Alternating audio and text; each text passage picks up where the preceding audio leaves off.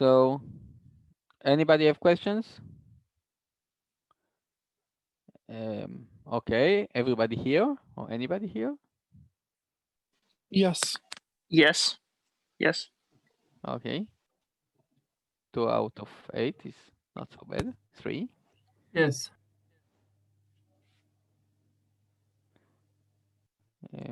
So yeah, can you, if there's some of you switch on the cameras? Yes. So yeah, somehow.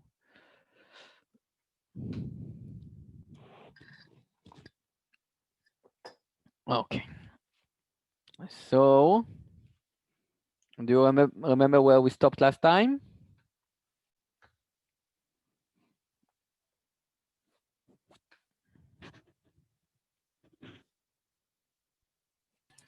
We talked about functors.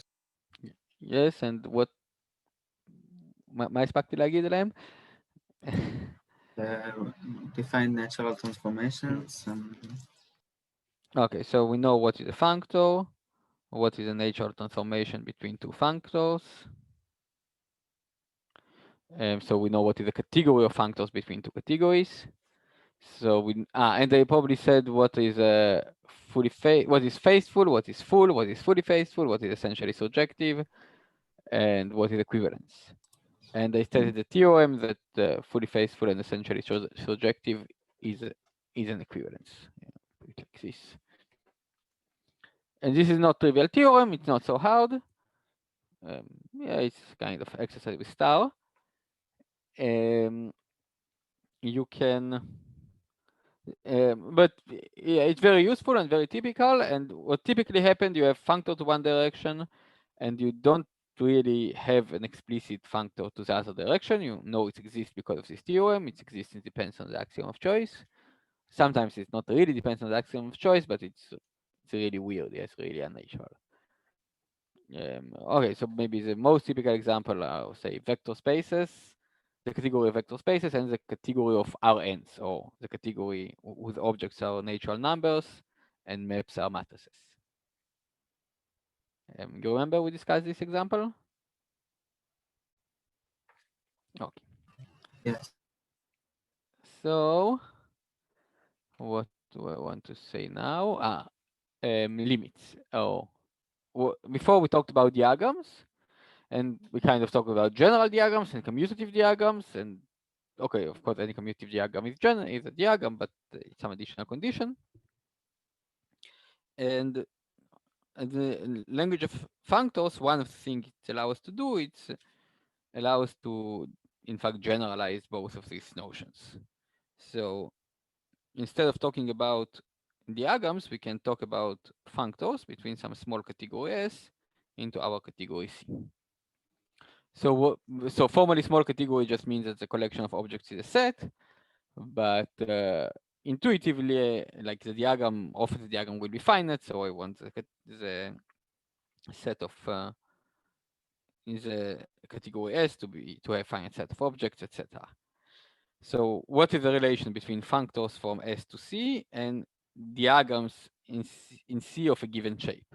So the relation is like this. So if we have a graph, then, or directed graph, then we can construct out of it the free category generated by this graph. So the object is going to be the vertices of the graph, and morphism is going to be any passes in the graph. Yeah, you can. So empty pass is also pass. This will be exactly the identity object, the identity morphism, and you can go like this. So passes, of course, directed passes. So you cannot go backwards. But if you have two things, one like this and one like this, so you can go back and forth many times, it's perfectly okay.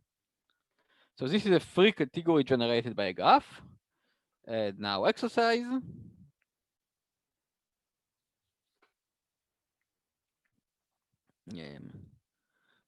Funct from the free category generated by a graph gamma, directed graph gamma, to a category C is the same. Now I will say what do I mean by that. Diagrams of shape gamma in category C. And what do I mean by is the same? So okay, first of all, you can convince yourself that those two notions are equivalent, but of course, formally speaking, is the same. Those two guys are categories. Yes, category of diagram is category, and category of functors is category. So to say that they're the same, it means that they have natural or canonical equivalence between them. And probably the more natural direction is like this, but this time I think you have functors to both directions, and the compositions are identity. You don't need to use this axiom of choice or whatever. I think so. Now, what happens with commutative diagram? So if we have graph gamma, we can take not the free category generated by this graph, but I don't know how to call it, in fact, the poset category generated by this graph. I will explain why. So let's call it P of gamma. Is a category with objects as vertices, and morphisms are equivalence classes of passes. And two passes are equivalent if they are okay. Maybe I just will say it simpler. Yeah. So two objects either have one morphism between them or neither.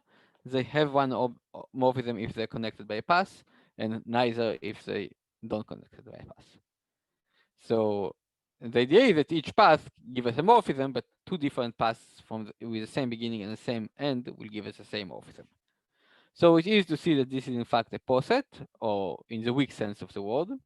Yes, it's a weak. The order relation is a weak order relation. It doesn't have to be antisymmetric. Yes, so it might be. Yes, so we can have a situation like this, and then this and this have a path between them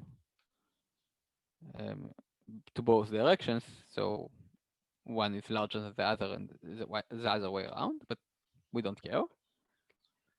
So we get a category which is in fact a poset, which is equivalent to a category given by a poset.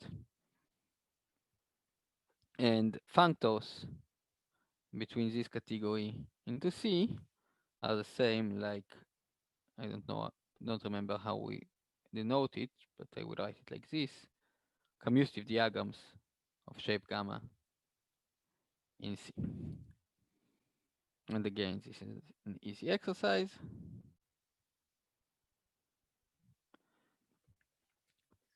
What is P just? Yes, I didn't write it, I just said it. So object of P of gamma are vertices of gamma, and more between x and y in P of gamma is either empty set or the singleton. Empty set if no path, and is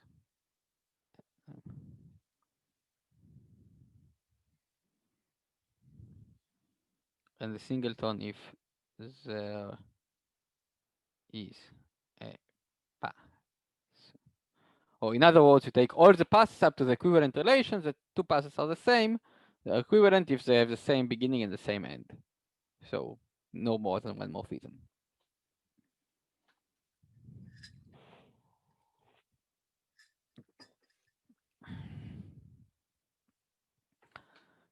So here you see that kind of the notion of commutative diagram is, from this point of view, is a bit stupid. You don't really need the diagram, you just need the ordered set.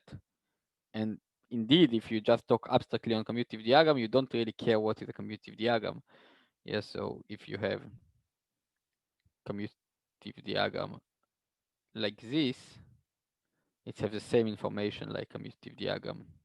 No, I'm sorry. Let's make it simpler. Like this, it has the same information like a commutative diagram like this. They give the same poset. Am I right? No. No, they don't. Sorry. Let me try again. Yes, so commutative diagram. Yeah, I'm sorry. Yeah. Commutative diagram like this and commutative diagram like this. Yeah, both of those commutative diagrams give the same poset. And indeed, a commutative diagram of this shape is equivalent to have a commutative diagram of this second shape. But the reason why we do care about commutative diagrams is that often we have a diagram and there is a statement that this diagram is commutative. This is the way we usually say it. And then it's really, the shape of the diagram is really important because we can't formulate. Yeah, if we want to say that one morphism, like this morphism, is a composition of these two, we cannot formulate it just with this diagram. So we need to use diagram of shapes which are all overdefined. There are errors there that are obsolete.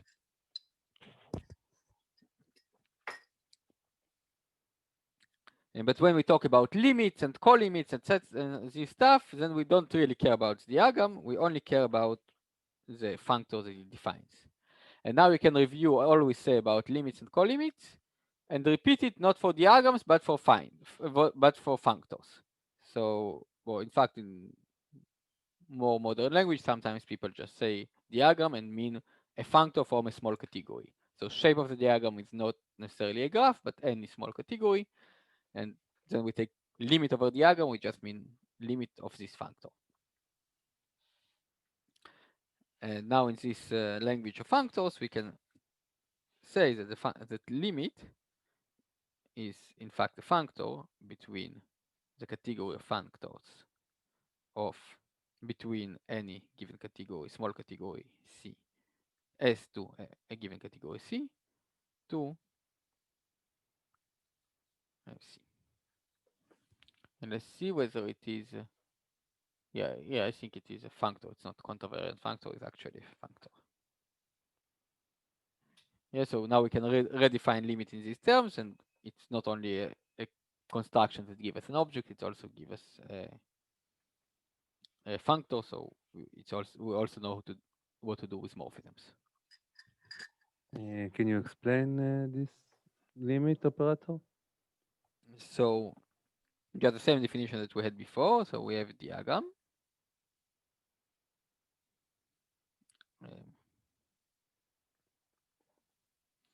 And now,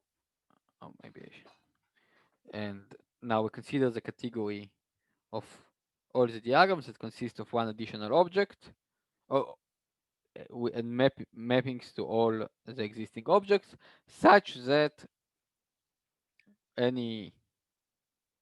like each time we have an arrow, we have this little commutative diagram. So maybe I will write it more formally. So I take, so if I have some functor f between S to C. Now, what is a morphism between object in C to S? So I consider the collection of all, not pairs, tuples, x and phi y from y from x to y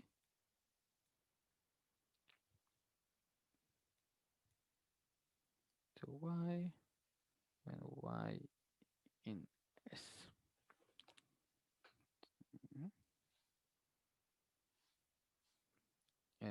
Sorry. Now I have a condition. I want that x, y, z, phi y, phi z, psi is commutative for any, not psi, psi is a bad name, just a moment. No, it's also a bad name what I'm writing here. I should write f of y. And here, f of y, f of z for any, and this is f of psi for any psi from y to z.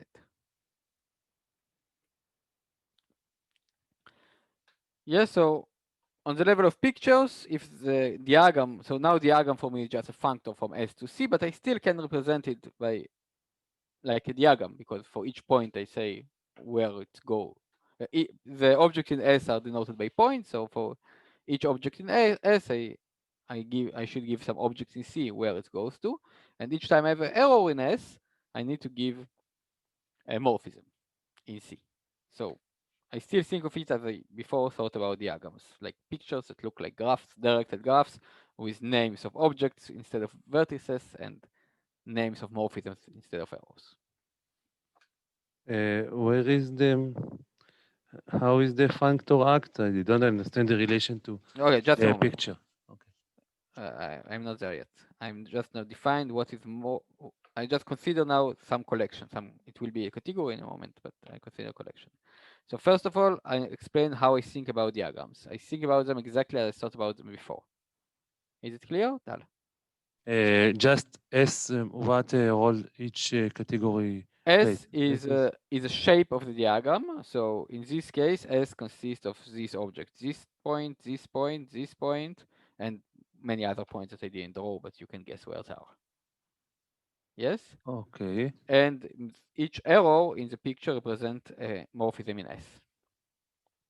Now, when I want to actually draw a diagram with this shape, then instead of points in S, I put letters that represent objects in C. And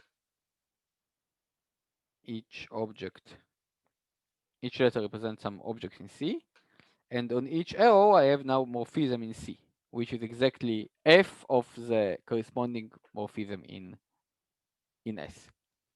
So this is how I intuitively think of diagram, but formally it's just a functor between a small category S to my category C. Now I want to explain what is a map from an object to the diagram.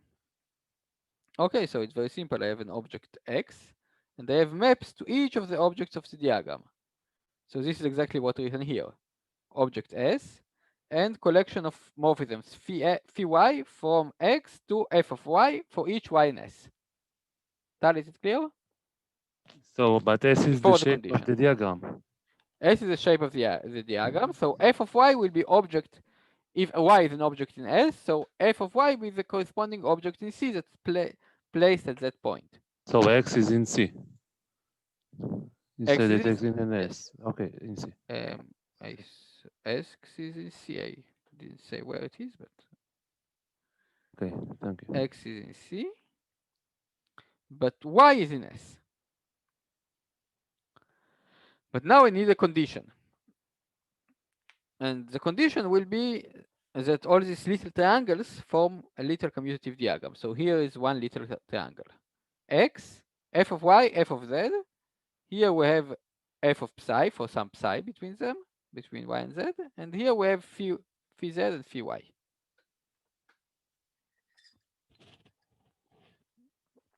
So I want all these little diagrams to be commutative.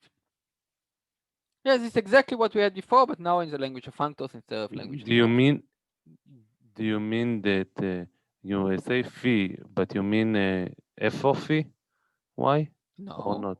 Okay. no, look here, phi. It's part of the information. Okay. Phi is a map between x and f of y. Okay, thank you. So let's call this, I don't know, orb of the over category of F. So CF. And now I want to talk about more in CF between two objects, A and B, say. So A is some collection mx comma phi y, and B is what happens? And B is some collection y bad name, x prime comma phi y prime, phi prime y running over all objects in Z. So what is the morphism between them? Is exactly what you can expect it is. It's all the morphism between x and x prime, such that the corresponding diagram will be commutative. Let's write it down together. We have x and x prime. We have f of y. We have phi y and phi prime y. So this notation saying, this round notation saying that the diagram is commutative. So for all y in S.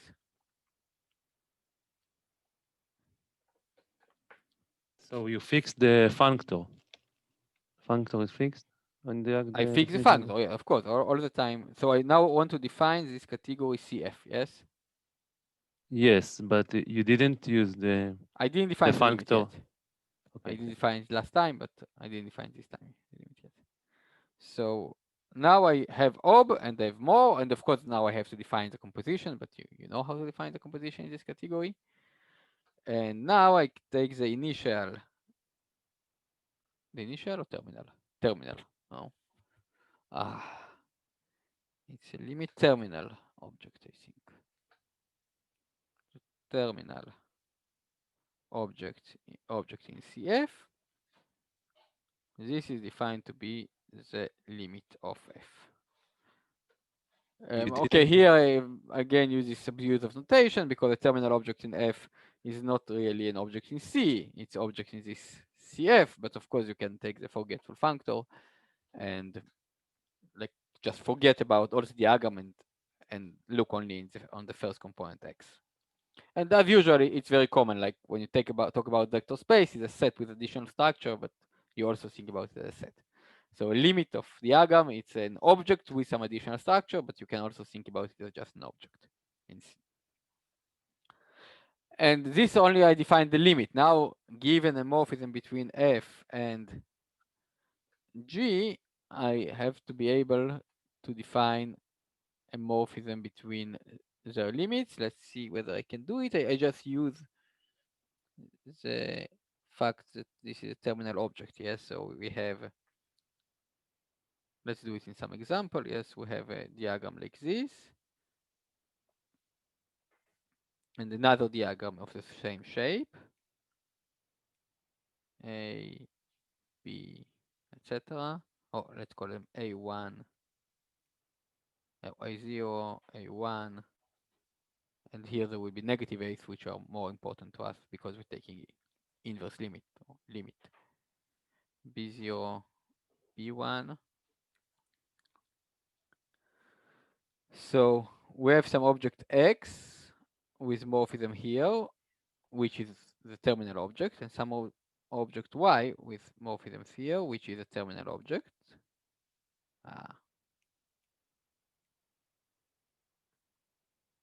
And now we have a morphism from A to B, which means that we have a morphism between X to each of those BIs. So, but Y is a terminal object in this over category, so we can compose. So we can get so we can compose those arrows and get. I say we compose those arrows, get morphisms from X to each of those BI, and by the universality of Y, by the fact that Y is a terminal object, we get a unique morphism like this. So this is the way that limit is it's functorial. It's if you have map between two diagrams, then you have map between the limit. So this was an example of very simple shape, but of course you can do it for any diagram. Okay, let's say it is an exercise. It's a really easy one. Rami, where did you use the structure of the functor on the morphisms? Because you didn't. The functor F? Yes, I didn't see where you use it. Oh, okay. So, but again, if you think about it intuitively, like as you usually think about diagrams, so you need the structural morphism is the fact that you have annotation on each arrow, yes? So when you draw a diagram, you draw it like this, but in fact, there is an actual morphism here. It's not just a picture. And when we say that something has to be commutative, you can think about the original small category S as something combinatorial, something that has no interesting internal structure. Yes, it's just picture. And the composition there will be somehow defined combinatorially, or usually we just take either free thing generated by a graph, or as we said, a process generated by a graph, so not very interesting.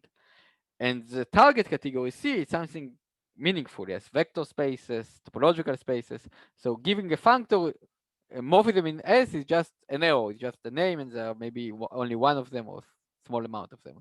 And morphism in C is some actual information in the actual morphism. And this is exactly what you say. The functor structure, the action of the functor on morphism. When f take you each arrow, which is just something combinatorial, to an actual meaningful morphism. Of course, this is an intuition. You can take the category of vector spaces, and you can take some small combinatorial category and talk about diagram of the shape of vector spaces in some small combinatorial category. You usually don't do it. Of course, until some moment, yes. When you go advanced enough, then the shapes become more and more advanced. At some point, they are as complex as geometric categories, and somehow the geometric or mathematical categories are also have some combinatorial side in them, so everything got mixed at some point. But the original intuition is like this.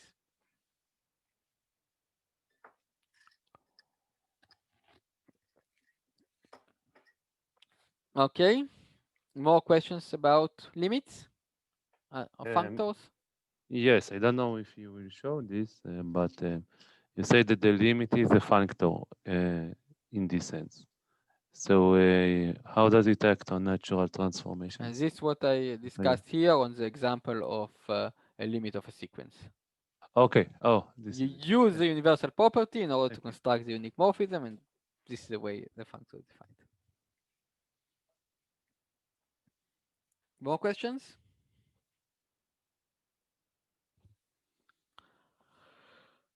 Okay, so now find examples of functors.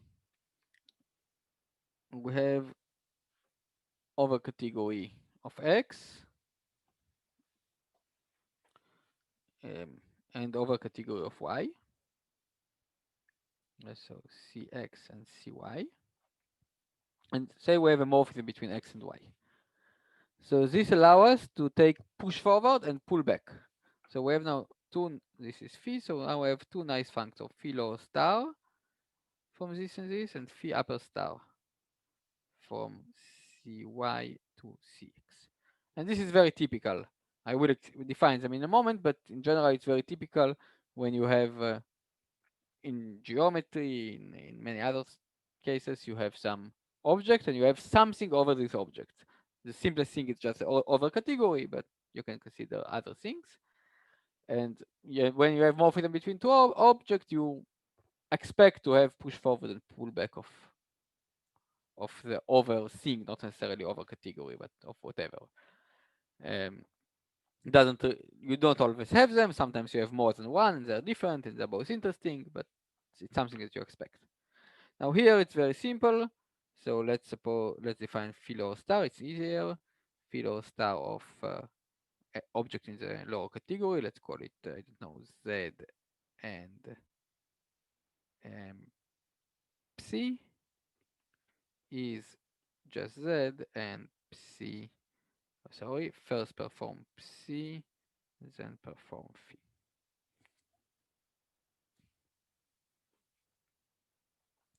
Okay. I defined an object. You can guess the definition of morphisms. And phi upper star of Z prime psi prime is Z fiber product with X over Y. And here, okay, and here just the fiber product map. I will draw it and then maybe it will become more clear.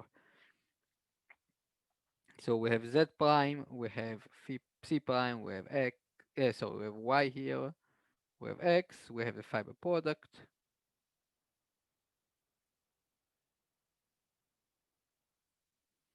And this is commutative diagram, or it's not only commutative diagram, but this is actually the fiber product. And so we denote it by such a square, which means this is a Cartesian square diagram. This is a diagram which is coming from fiber products. There's only one diagram like this given those three guys. And you see here that by definition you have this map, so let's call it in some name, phi prime x, psi prime x. So let's write it here. So do you understand the definition of pull back and push forward? between over categories?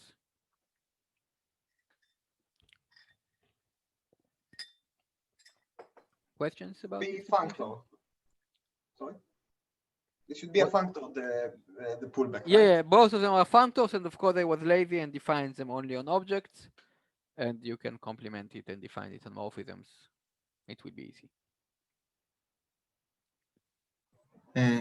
Can you please give an example? Oh, that's a good point. It will be, Rami, just a later question. Will it be also lazy in the second one, in the push? Yeah, it's both. I was, yeah, the push is easier. The pullback is a bit harder, but in both cases, it's rather easy to define the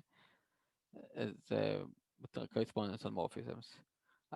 I will rather not do it today, but if you stuck, of course, you can ask Guy or me next time or next exercise. But it's very typical, like in category theory, whatever you whenever you have like reasonable construction on objects, it has to be functorial. If it's not, it's surprising. So somebody asked me to give an example. Yeah, I'm not really sure how, but let's do topological spaces. So I don't know, let's take two topological spaces, circle and the point. Or maybe it is an interesting example. And let's talk about the overcategory of a circle. What is overcategory of circle? It's just a topological space with a map to a circle. And what is the overcategory of a point? Is just all the collection of all topological spaces. So the push forward is rather idiotic. You take a object, topological space which map to a circle, and then you forget the fact that it's mapped to a circle and it's still mapped to a point. It's rather idiotic, but maybe it is. If you change the point of view, it becomes something non-trivial, because I said that one of the best way to think about the overcategory is think about it as a family of objects parameterized by the base. So overcategory of a circle is a family of topological space construct parameterized by the circle. And now you take all of them together, consider as one topological space. So it's analogous to integration, say in analysis or in function, when you take continuous collection of things and sum them up together. Yes, if instead of circle here you will have 2 points, let's do another example. So what is the overcategory of 2 points? It's a topological space with a continuous map to 2 points, which actually means that it's two different topological space, one lying over 1 point, another for the other, and they're not connected. And then when you take the push forward to a point, you start with two distinct topological space, and then take the disconnected unions, the coproduct. Yeah, so the push forward is a very obvious thing, but if you rethink about overcategory as actually families, then in this case it will give you the coproduct. And in S1 case, it will give you something that sounds sophisticated. You take continuous version of the coproduct. You get a coproduct of infinitely many objects, and they're all parameterized by points in S1. And they all come somehow glued together. But of course, the construction is very simple, because what does it mean infinitely many objects that are all parameterized by S1? It's just the overcategory of S1. It's just an object S, a topological space X with map to S1, and then it's very easy to take the integral. Just forget about the S1. You already have it. It's X. So now let's take the pullback. Pullback is very interesting thing. So if we have here a topological space Z, and we pull it back to a circle, what we actually get? We get Z times a circle over a point, which means Z times a circle. So if we want to consider it as a family, it's a constant family, which over each point just give you the same topological space Z. And if you have an opposite situation, you have some, I don't know, topological space that look like this, and a map between points that map it here to this point. And you have object here in the open over category, and you ask what is a pullback. So the pullback will become just a fiber in this case. So let's take more interesting fiber. In this case, this interval. And this is one justification how we think about why we think about the over category as a point. Because if we have something that looks like a point, then morphism between this point to the base will give us different points in the base, and then we can pull back, so take fiber product and get many objects. Any questions about this example? Those two examples? These two examples? No questions? About the circle, you said you glue things together, but I mean by you have a family of objects, you have a family of topological spaces that map to the circle. So No, I don't have a family of topological spaces. I have single topological space that map to a circle, which I think of as a family of topological spaces. This is it, not mapped to a circle. They are parameterized by points in a circle. oh, But okay. this is exactly the change of point of view. I say family, but on the technical level, I mean just one map. So there is no problem to take the integral, the total space, because it's just given to me. It's part of the structure that I'm integrating.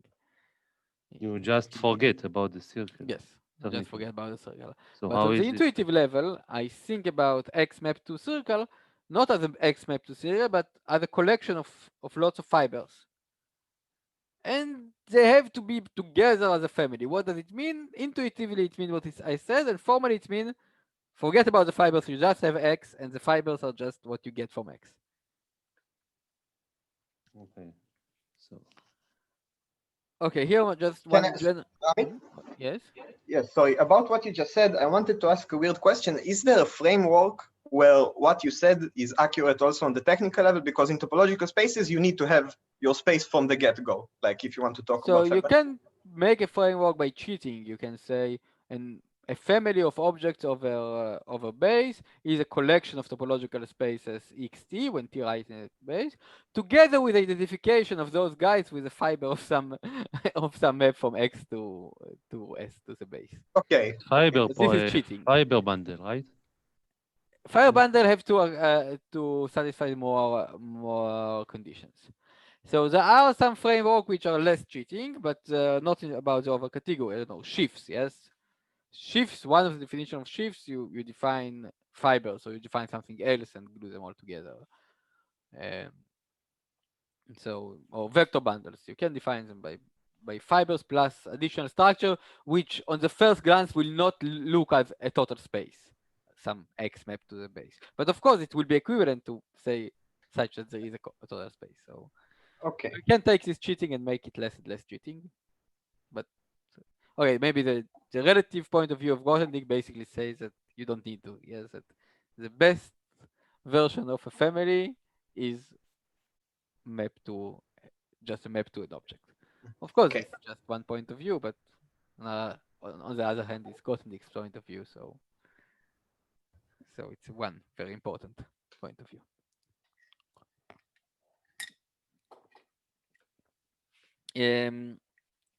What I want to say, a general remark that works not in all categories, but in many geometric categories. So since categories, yes, are abstract, we don't think in general on object internally. They don't have to have any internal structure, so there is no underlying sets. But often you can read from the category structure the underlying set. So if you have some objects which you think of as a point, and then morphism from point to x, you can think about it as an underlying set of x. And now if you have something in the over category, so you can take all the fibers and you see that for each point in the underlying set, under this funny definition, you will have an object. Yes, if you have something in the over category, some y map to x, then you can consider all the fibers of y over x, and they will give you actually different objects. So what is this natural candidate for a point? So you can easily guess that in many cases, it's just a terminal object. If you have a terminal object, it's good to think about it as a point. Sometimes good, sometimes not so good. In topological spaces, it's great. In sets, it's great. In vector spaces, bad idea. You mean initial, right? No, Initial in topology. terminal. Initial object, there is no any information of asking map between the initial object to x. It's just It's just always a singleton. There's the underlying set under this point of view will be just X. But the terminal is just for topological spaces, it will be the constant function. Okay, so זה לא if התקמפל you מה take, שאמרת.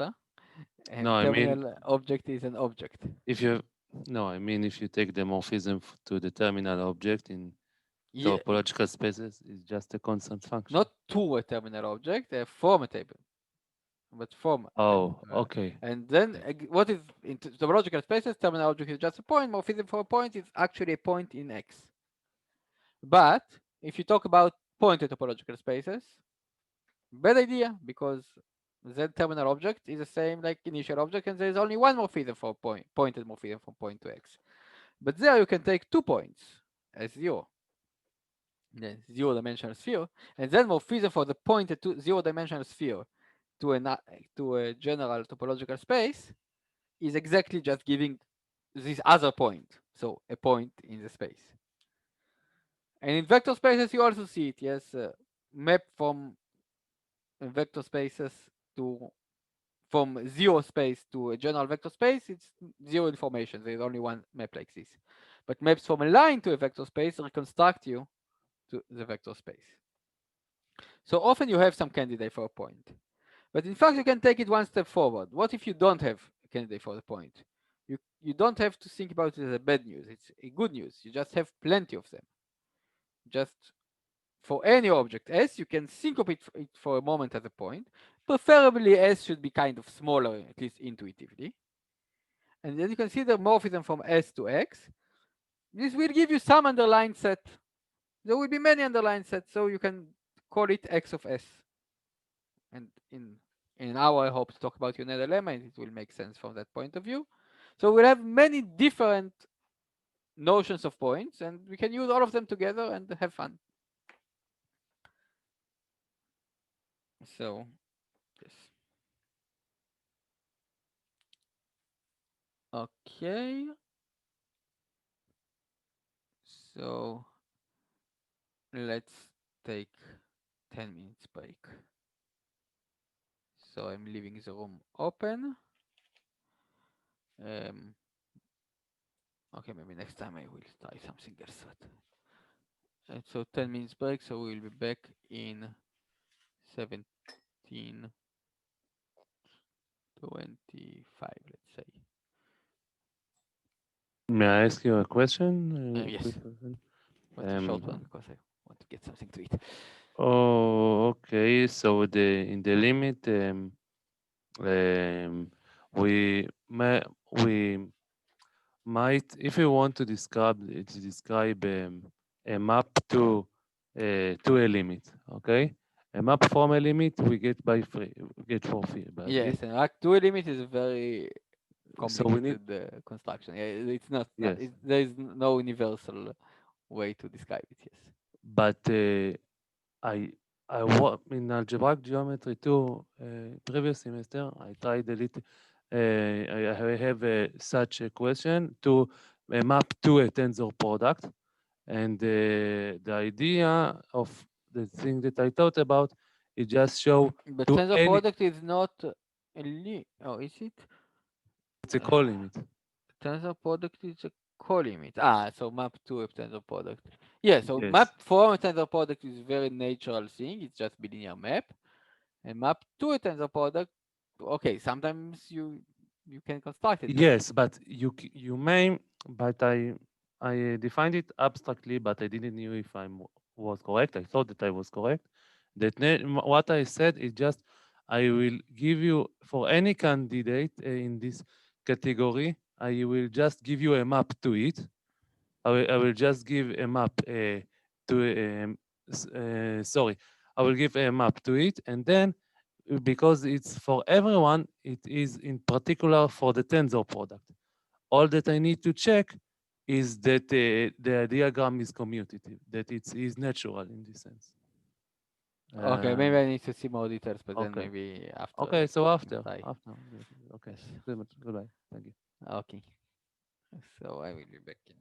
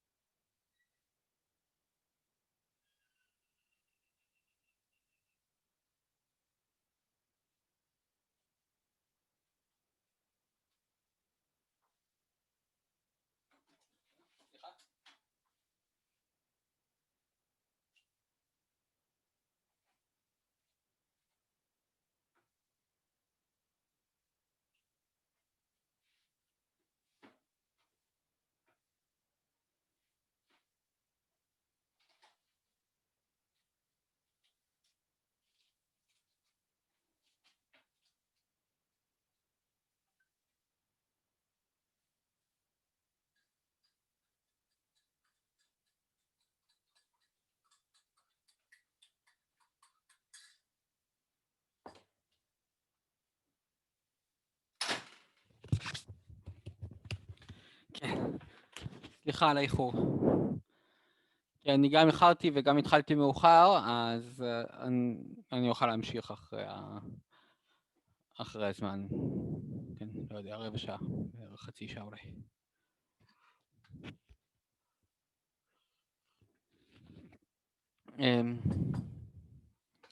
שאלות?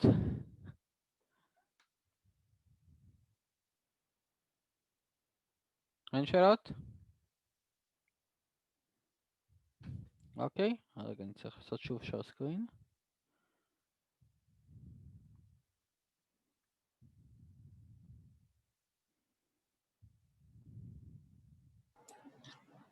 אולי שאלה, כן. הדוגמה של מרחבים טופולוגיים ב-over category נשמעת איכשהו מאוד הגיונית, אבל יש דוגמה שהיא לא טופולוגית?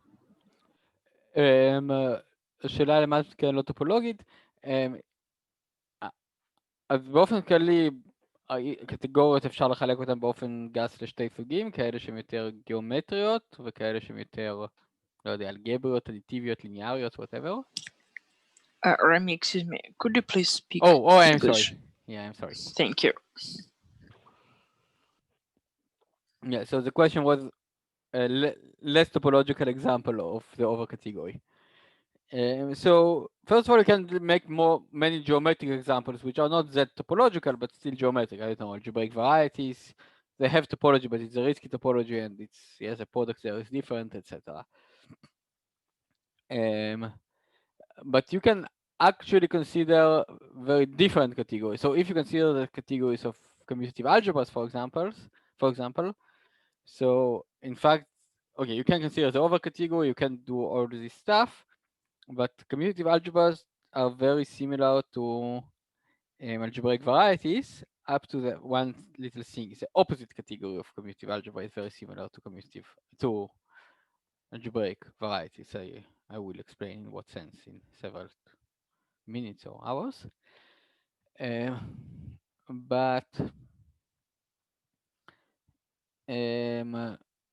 So the over category there will look more similarly to the under category in topological spaces. And the under category in topological spaces is a bit weird stuff, yes. So yes, you can do vector spaces, over category in vector spaces. It's not that informative thing. You can play with it. It's not necessarily give you natural construction. So when I think about pullback and push forward, I think about geometric categories, and non-geometric categories. It's interesting to check what it is, but it's not always will be useful, and anyhow less intuitive. Thank you. Okay, what do I have here? Some examples. Yeah, so a very nice example is tensor product of vector spaces. So this is a functor in several different ways. So if you fix V, it's functor when you vary W. If you fix W, it's functor when you vary V, more or less the same because tensor product is in many more or less symmetric. Yeah, I explain in a moment what do I mean by that. In fact, you can actually talk about Cartesian product of two categories and okay, you can define the notion of Cartesian product of two categories, not a big deal. And then tensor product is a functor between vect times vect to vect. So it's functor with two variables. So you can actually define what it means to be a functor with two variables, and it will be functor with two variables. And I said that they are more or less symmetric, and one way to interpret this is like this. So you have the functor V maps to, say, W times V, and you have the functor V maps to V times W. So let's call this functor times, W times, and this functor times W. And so they're both functors from vect to vect. Vect to itself. So I can ask whether or not they are isomorphic because there are two objects in category. I can ask whether or not they are equal, but this is not a good idea, and the answer will be that they are not equal. You should choose some reasonable definition of tensor product, but any reasonable definition that you choose of tensor product, they are not equal. By the way, everybody knows what is a tensor product of vector spaces? Somebody want me to repeat it? Could you please repeat it? Okay. Now just I will write the exercise, and that those two functors are the same. Okay, so now let's define what are tensor products, and since we're in category theory, so let's do it in a categorical way. So there is a little warning here. Tensor product, it's not a pure categorical notion. It cannot be just reconstruct from the categorical structure. In fact, we'll discuss some notion of monoidal category. It's a category with additional structure of tensor product. So for linear spaces, there is some monoidal structure, some notion of tensor product. And for models over algebra, there is some other notion. And in fact, one could have choose some other notion of tensor product in vector spaces. They will not be named tensor product, but they will be satisfied very nice axioms like tensor product. And it's not something that you can reconstruct from category theory. Nevertheless, you can use the language of category theory to define it, and it will make your life simpler. So first, I want to define the notion of bilinear form. So bilinear form have two variables, or have like two variables. One is space V, one is space W, and the values are in space L. So I denote it like this, and this is by definition all the functions from V times W. So they take pair and give you element in L, such that they're bilinear. So for any V, it is linear on W. So F restricted to V times W is linear. Oops. And for any W, F restricted to here the singleton of thing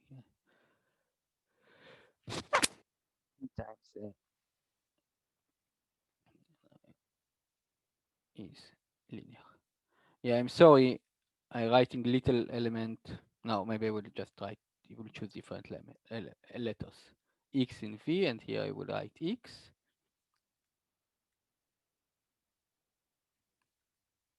And Y in W. And here I will write Y. So if you fix one element, they're linear on the other one. And here one little exercise that I like to ask. So bilinear maps between V times W to L, there are actually some maps on V times W to L. And of course, we can just take the product of V times W and ask what are just linear maps of V times W. So bil V W L is inside, there is no functions from V times W to L, and just more in fact from V times W to L is also there. So try to compare those two spaces. Either they're equal, or one inside the other, or the other inside one, or can we say any of those three things? Anybody have guesses?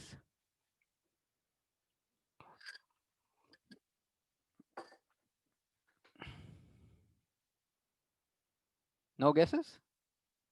Or anybody just knows the answer?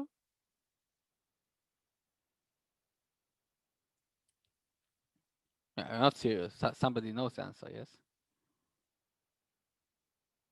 Okay, so if somebody knows the answer, please say it. Don't be shy. I'm sorry, what was the question? So I have here two subsets of the collection of functions between v times w to L. As a This is not space of bilinear functors. maps, This is not functors, okay. functions. Yes. Sorry, the collection of bilinear maps and collection of linear maps. Is there some inclusion?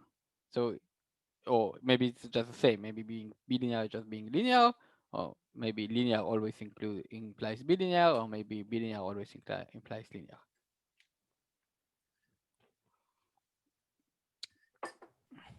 Bilinear probably implies linear, but not the other way around.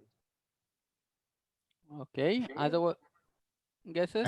I think there is no inclusion in either side. Okay, let's try to make a vote. Who is on your thumb side? And who is on Benny's side? So the most are nimnaim. So probably the correct answer is nicer because so there is neither inclusion nor no inclusion. Okay, the answer is that there is no inclusion, of course. Inclusion, of course, being so there are much more bilinear maps usually than linear, but not always. So if you take if both of v and u and v and w are one dimensional, you just see that maybe the only one that is both usually is 0. Yeah, so you just do some example and see it. Yeah, so you have v w and v prime w prime, and linearity would say that when you take sum, it will go to the sum, and bilinearity will say that when you take sum here and sum here, it will not go to the sum. You have to open brackets, so you will get two other terms, and if they're not 0, so those two things are more or less mutually exclusive. Of course, there is 0 in the intersection. 0 is both linear and bilinear. And so, by the way, do you know what is the dimension? Say everything is fine dimensional. What is the dimension of the space of bilinear maps like this?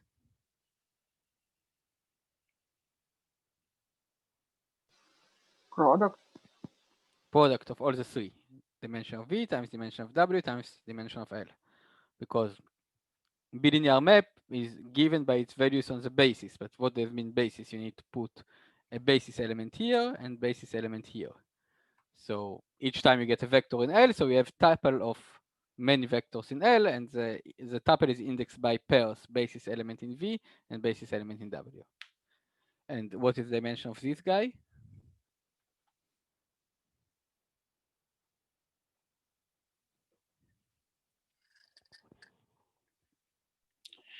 The dimension of V plus the dimension of W times the dimension of L. Yes, exactly. Yeah, so if the dimension of L is equal to 1, then bilinear map is product and linear map is sum. So asking what is more, sum or product. So usually product, but in general neither. And in this case, like geometrically in general, you have no inclusion, even in the cases when the sum is larger than the product or the product is larger than sum, you don't have any inclusion. Yeah, so usually they're much more bilinear maps if you're talking in high dimension, but of course if one of the dimensions is 1, then it's not the case. And if one of them is 0, then it's even stronger. Yes, if V is equal to 0, then all the bilinear maps are 0, but not all of the linear maps are 0. Okay, so now we know what is a bilinear map. So what is a tensor product? So we can use the language of category theory. So tensor product of V and W. Okay, definition. Oops, sorry. We have V, we have W. And so tensor product comes equipped with a bilinear map from V comma W to it. So okay, so let's just find the category C of all pairs T and phi such a T in vect and phi is bilinear map from V comma W to T. So tensor product is in fact an object in C, and what is this object is just the initial object of C. So I define just the objects of C, but you can easily understand what is morphisms in C. Yes, just morphisms that map you one bilinear map to another. And what intuitively it means that tensor product is such an object that given a morphism from it is the same as given a bilinear map from V and W. So it's what makes the answer to the previous question positive. Yeah, so the usual product will not, if you take here the usual product, the answer will be negative. Morphism from the product is not the same as morphism from the tensor product. But morphism, not the same as bilinear maps. But morphism from tensor product is by definition the same as bilinear map. Okay? Are we good with this definition? Okay, one problem with this definition that I just say initial object, but maybe there is no initial object. And even if there is an initial object, it's not really unique. It's unique up to an isomorphism. But when I talk about the functor, I need to make some choice. So there is some correct categorical way to do it. But if I want to, anyhow, you don't really need, you see that you don't really need to make a choice as before with the limit. If you have so tensor product is functorial. So if you have a map between by the property of initial object, yes, if you have map from X to Y and you have Z, so you have map from X tensor Z to Y tensor Z, and this map is uniquely defined by some properties. So you basically have a well-defined functor, but you still have to prove existence, and anyhow you might want to make your life easier and have some explicit construction. So there are many different explicit constructions, but probably the simplest one, it's a bit, yeah, I'm not sure it's the simplest one because it's the first glance look a bit weird. You take all symbols, all like phrases of this type, X and Y, when X is in V and Y is in W. And then you take its linear span, and then you quotient out by some equivalence relation. And basically the equivalence relation says, yeah, so if you have a map between X times Y to L, it's the same as having a linear map from this huge span to L. Because this huge span basically say you just take all the pairs, and you need to the basis of this huge span is just all the pairs. So map from this space is just to say to where each basic element go. And now it's exercise for you to write the equivalence relation, but the idea is that everything that you have the bilinearity condition, so everything that have to be mapped to 0 by bilinear map you have to quotient out by it. That's why we give one example. So for example, you know that alpha x plus beta y, comma z have to be mapped to the same point, to alpha times x to where this guy maps, and plus beta times where this guy map. So each time we see,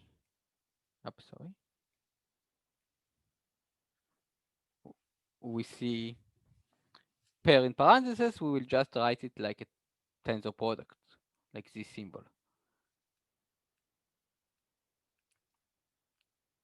So this thing, just a moment, I'm sorry.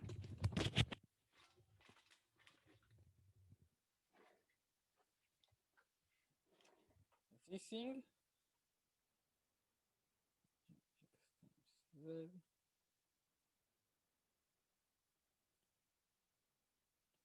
so this thing must be mapped to the same place as this thing maps to.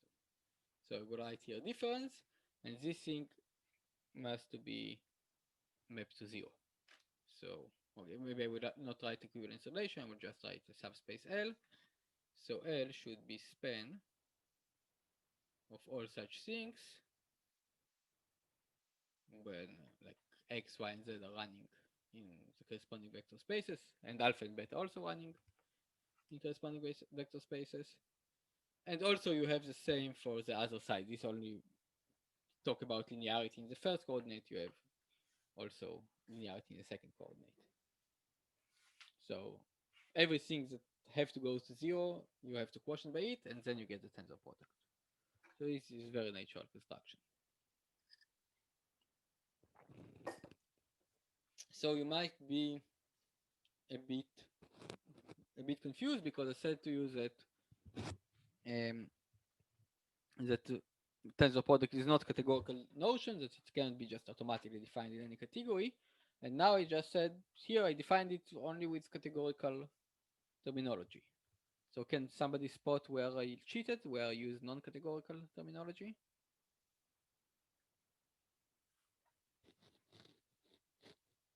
The linear part, right? The linear.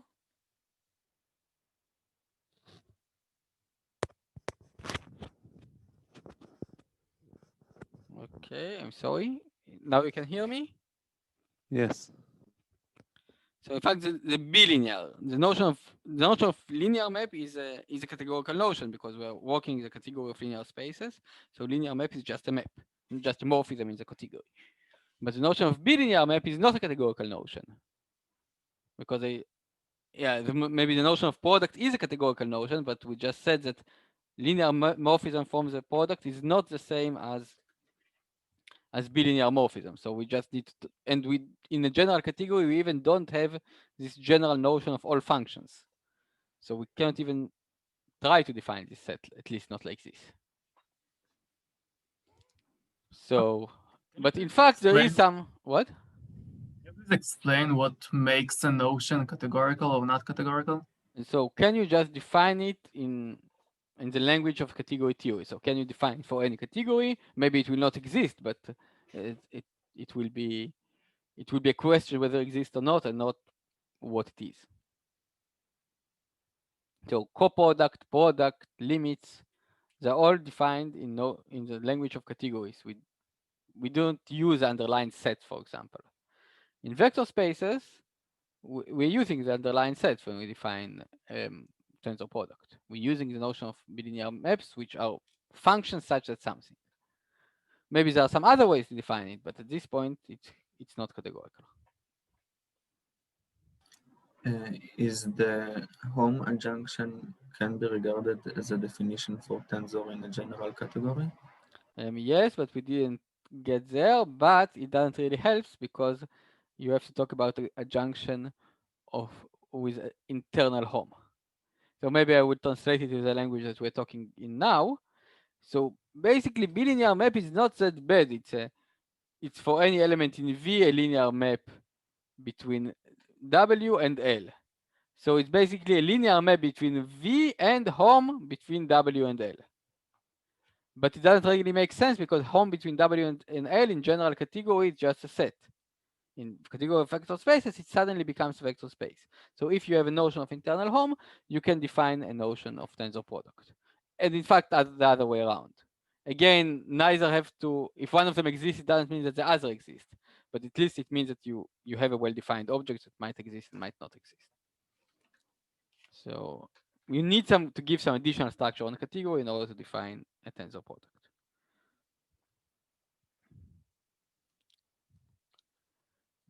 Okay, so this whole long story was just to give another example of a functor, which is a tensor product.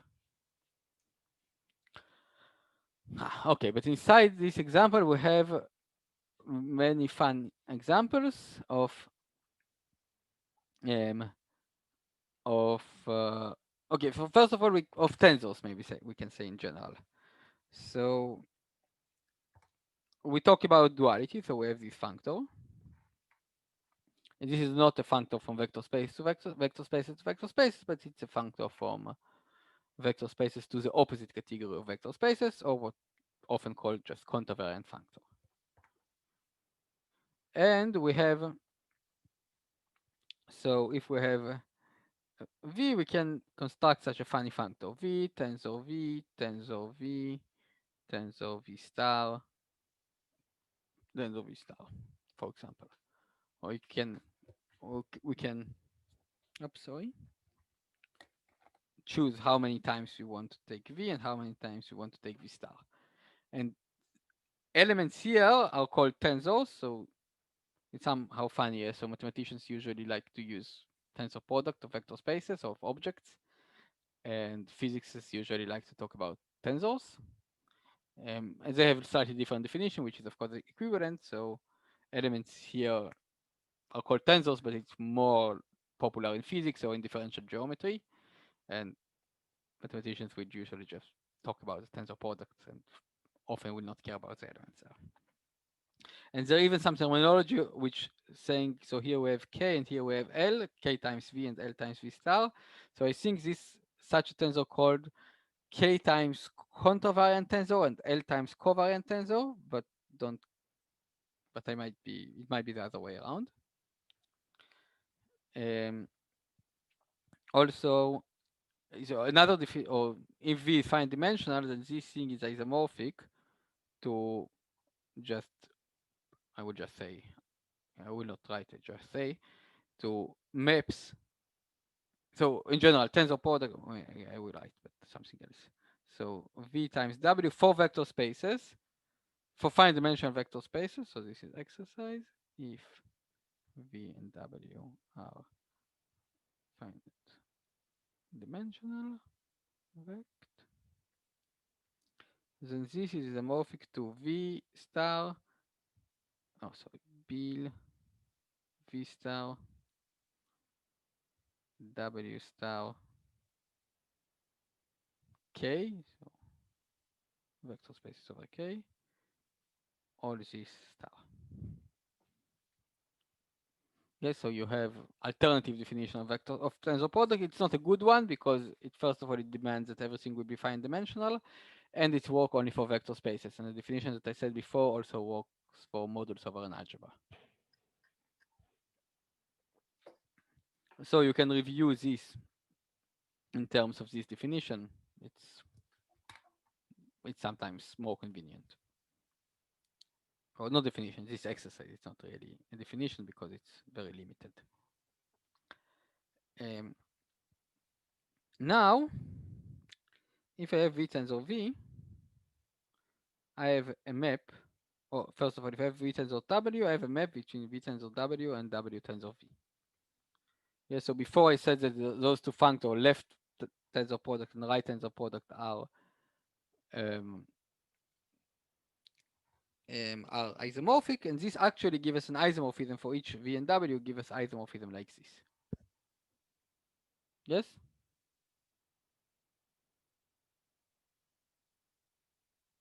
Everything is okay? So it means that if we have V tensor V, we have a map to V tensor V, which is called flip.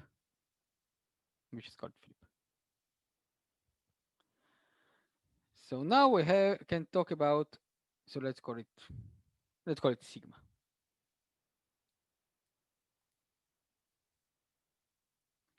I can define S of V to be all the element in V such that sigma of V is equal to V. So here I don't have to assume, but for simplicity I will assume that the characteristic, sorry, no, it's not what I want to write. All the element X in V tensor V such that sigma of X. I will assume that the characteristic of my field is not equal to 2, and maybe I would just assume, in a moment I would also assume it is 0.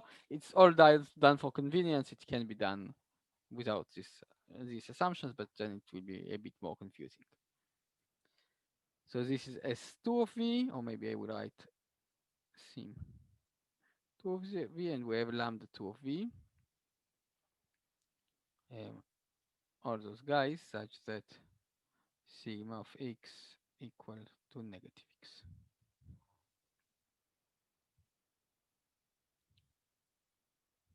Yes, so are those definitions clear?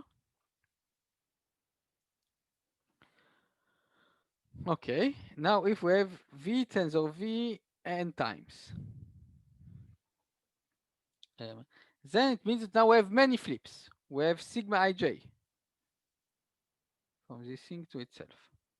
And I can define sim k. So this is k times k of v and lambda k of v.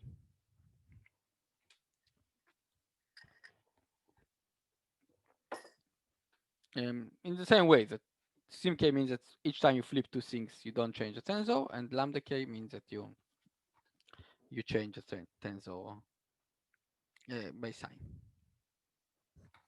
Yes? Are those two definitions clear?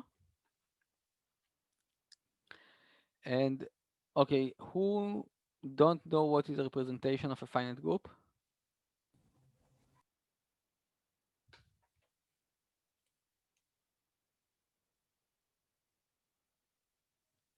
Okay, so everybody knows, it's good.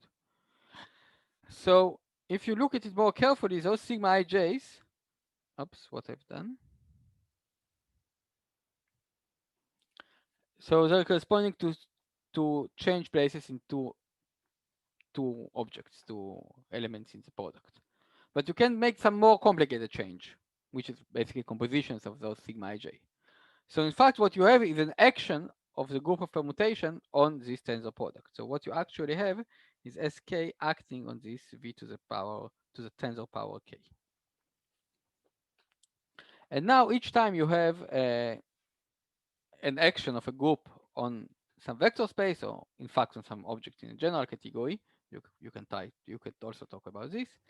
You can decompose it with respect to this action, to decompose to irreducible representations. And each representation will have its multiplicity, so how many times it's there in the decomposition. So everybody knows what is irreducible representation? Oh, if somebody don't know, then please say. So, and if so, the decomposition might be complicated, but let's for now it might be not actually a decomposition to a direct sum. But if we assume that the characteristic of the field is 0, then the decomposition is the decomposition to a direct sum, and there is a very easy way to reconstruct this multiplicity. If I have rho, which is an irreducible representation in this case of sk, I can consider hom between rho to v to the k. Hom sk this time, not hom as the vector spaces, but hom as the representations of sk. So if you imagine you have some decomposition of v to the k, so it's direct sum of rho with several multiplicities, but when you take hom from rho, it becomes 0 to all components which don't involve rho. Because of Schur's lemma, never mind, it's some standard thing in representation theory. So the only non-zero things will become when you take hom from rho to rho. And from rho to rho, you have only one non-trivial morphism up to a scalar. So basically, the number of different morphisms that you will get here is a number of times that rho appears in v to the k. But it's not really a number because it's a vector space. You can sum up things. So the dimension of this space, hom, will be the multiplicity, how many times rho appears there. But in fact, this space have more information. It's just say how it's a vector space that counts this number of times. Because the multiplicity, it's not a good idea to think about it as a number, yes? Because if you take rho plus rho, say rho is just a trivial one-dimensional representation. So there is no one canonical decomposition of rho plus rho. So rho plus rho actually mean a plane. So here you don't have a plane of rows, but some k-dimensional space of rows. And each line in this k-dimensional space is not actually a line, it's a copy of rho. So basically the corollary of this discussion, I'm writing this discussion on an example of this representation, but it's of course very general. It only needs this complete reducibility, which happens if the characteristic is 0, and let's say we're discussing only fine dimensional representations, so it's not really important. So this equal to a direct sum of rho times tensor times hom rho to v to the tensor times k. and here rho in here sk. Yes, because what is this tensor product? If you have a basis of a vector space V, so tensor product of rho with V is just direct sum of rho many times, like how many, like depending on the number of the dimension, the number of elements in the basis. And choosing a basis of this home is exactly choosing how exactly you want to decompose this space to copies of rho. So this writing is more or less equivalent to saying that this representation is decomposed to direct sum of irreducible representations with some multiplicities. But instead of thinking about multiplicities as a number, we can think about them as vector spaces. Okay, so the outcome is, oops, I'm running out of electricity.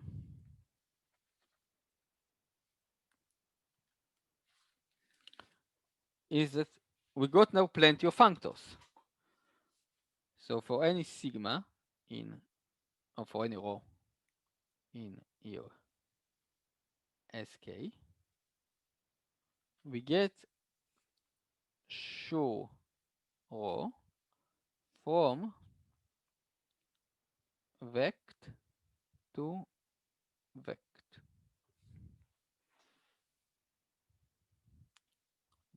And it defines in this way. As usual, I'm lazy and define it only on objects.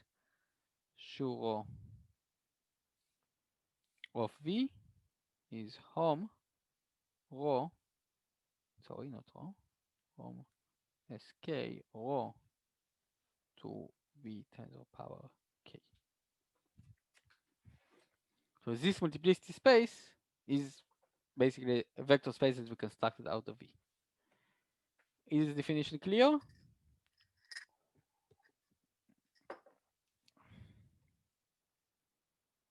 Questions about this definition?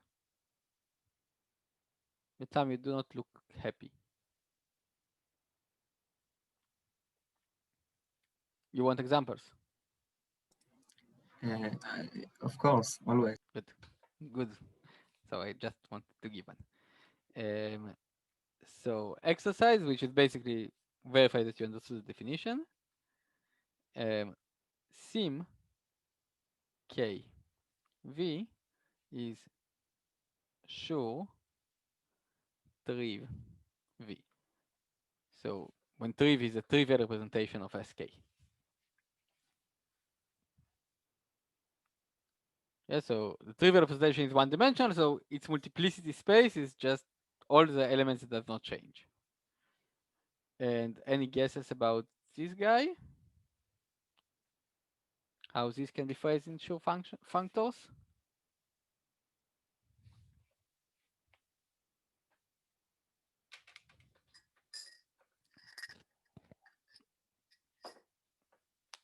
It should be sine, but I'm not sure why. Because, okay, I gave the definition that I gave for the exterior power, lambda called exterior power, that when you switch two places, you get minus sign pop out. But I could have phrased it more intelligently. When you do any permutation in all those V's, you get the sign of the permutation pop out. Of course, it's another way to say the same thing.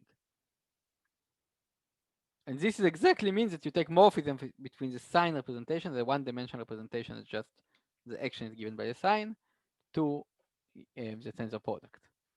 So it's one-dimensional representation, so morphism for me is just to put some vector, just to choose where the unit vector, you choose a vector in the one-dimensional representation, a non-zero vector, and you have to choose where it go.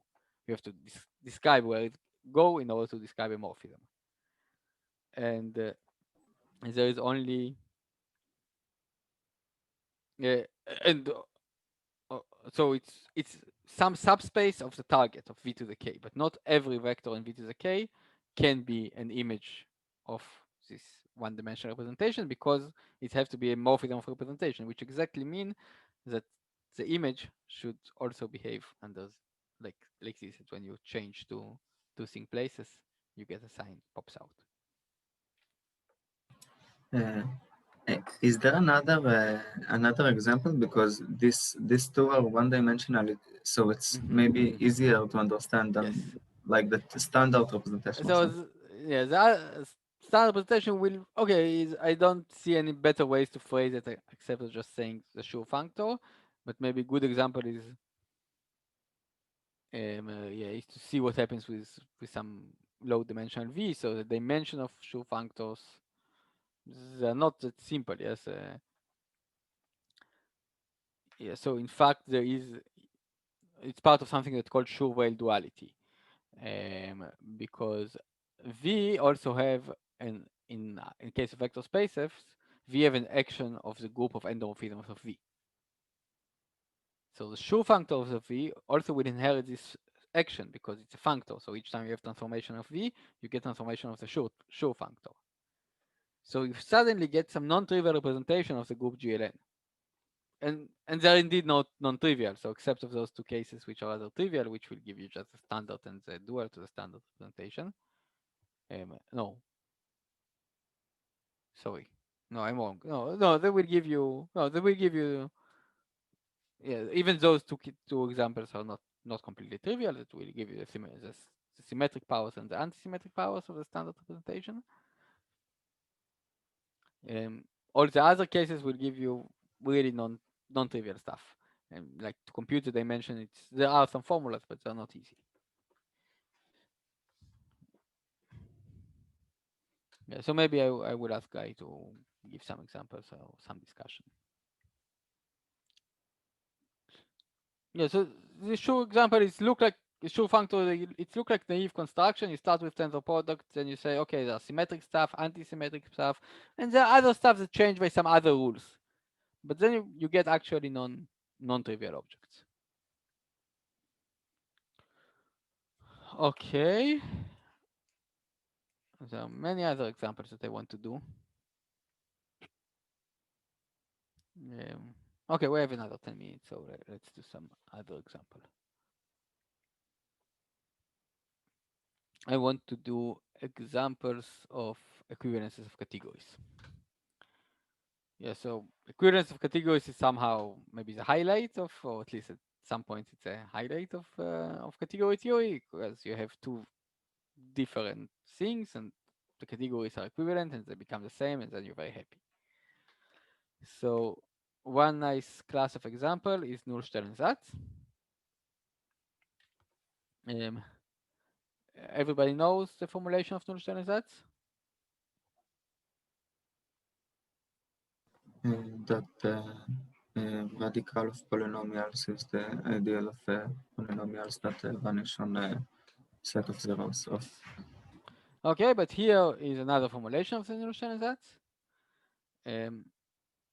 So let's define, first of all, the category of affine algebraic varieties. There are many different definitions. So the affine algebraic varieties over K. So for me, it will be the collection of subsets of pairs, say, a vector space V over K, okay, and subset X in K, in V, such that there exists collection of polynomials defining V. So there exists collection of polynomials that whose the set of common zeros is V. So here I said what is the object, but I also want to say about the set of morphisms. And you remember that if your definition of morphism don't use part of the structure, or you ignore part of the structure, it basically means that this structure is not inherent to the category. You can actually let it go and just remember its existence. And maybe this is approximately what we will do here. So if we have two varieties X and Y, so I want to define the morphisms between them. So I will define it as collection of maps. Oh, maybe just all the functions, all the maps, but not first of all without any conditions, and now I write the conditions, such that there exists polynomial between V and W. So polynomial map between two vector spaces is just tuple, like each coordinate have to be polynomial. such that P restricted to X is equal to F. I mean equal to F, I mean that the image is in Y and the map is F. But note that here P is not part of the structure, only F is part of the structure. I just want P to exist. So I don't really ignore the embedding to the larger space, but I also not completely use it, and this is why I kind of lose most of the structure. So this is one of the definitions of the category of affine algebraic varieties. Now we have a functor between affine algebraic variety and algebras or rings.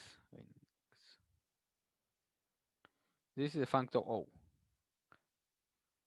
O meaning just ring of regular functions. And what is definition? O of X equal morphisms between X and, it's called A1, so the affine line, but according to this definition, it's just the pair K and K. There's a affine line, and you consider the subspace which is in the entire affine line. TOM, which is essentially in chain that this is equivalence of categories. Okay, I'm lying here a little bit.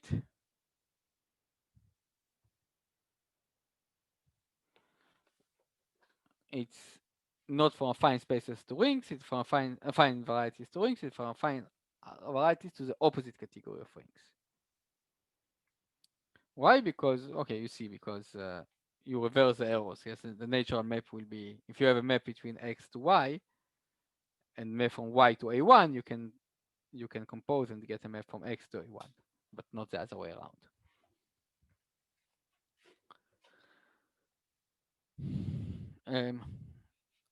So this is very nice. This is equivalence of categories, and the inverse, so notation, the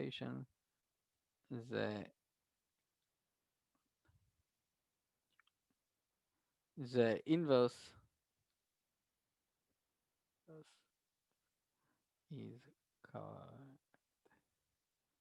spec. And under this definition, there is no canonical inverse. There is no good way to define this inverse function, inverse correspondence, because if you take all, so if you take an algebra, I'm sorry, this is not equivalence of categories. So this is a functor to rings, but in fact, it's factors through, of course, commutative rings with unity, and they have to be finitely generated, yeah, because our space is finite dimensional, and also with no nilpotence. So this functor is the equivalence of categories when considered as a functor to this category. Finitely generated commutative rings with no nilpotence. Otherwise, it's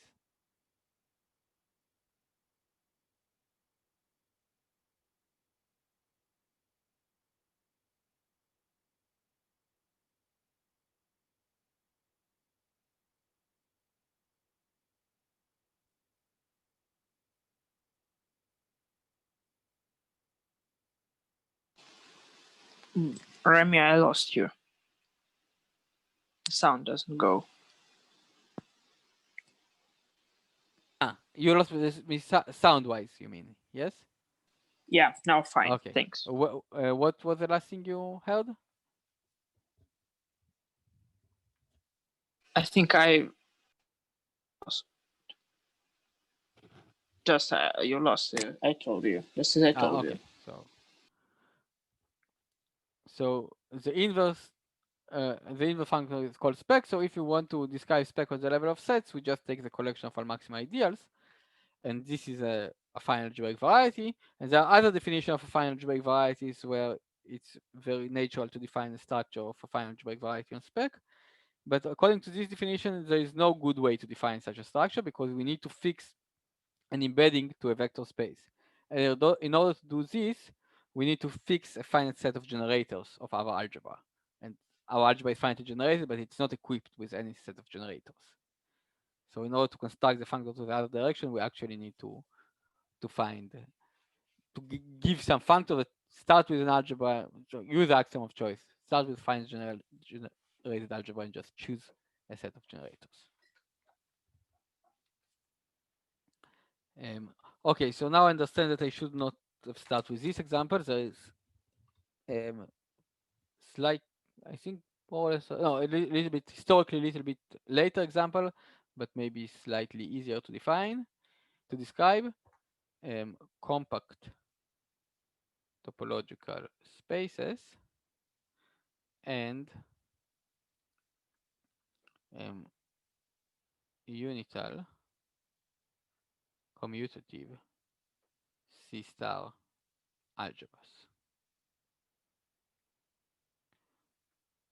So I will not define now what is C-star algebra, but I would just say if I start with compact topological space X, I can construct out of it an algebra, continuous functions on X. This is algebra, but it's also a topological space with respect to the sup norm. And it's a Banach space. So it's topological vector space, and moreover it's Banach space, and moreover it's a Banach algebra. The product is a continuous operation. And it satisfies some additional properties that make it C-star algebra. And this functor is kind of similar to the functor that we saw before in the Nullstein results. So this functor is also an equivalence of categories. And it's also an equivalence of categories, and again it's contravariant functor, so it's equivalence of categories of topological space and the inverse of the category of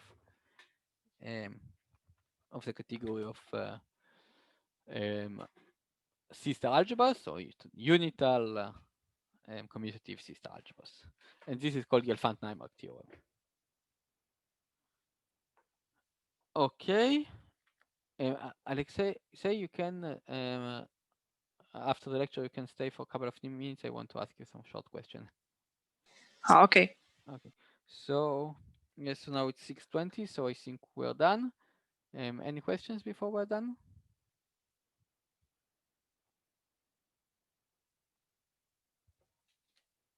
No questions? Okay, so see you next week, and of course you're welcome to write me and try to fix an hour and ask questions whenever you like. See you. Thank you very much. Thank you. I stop the recording.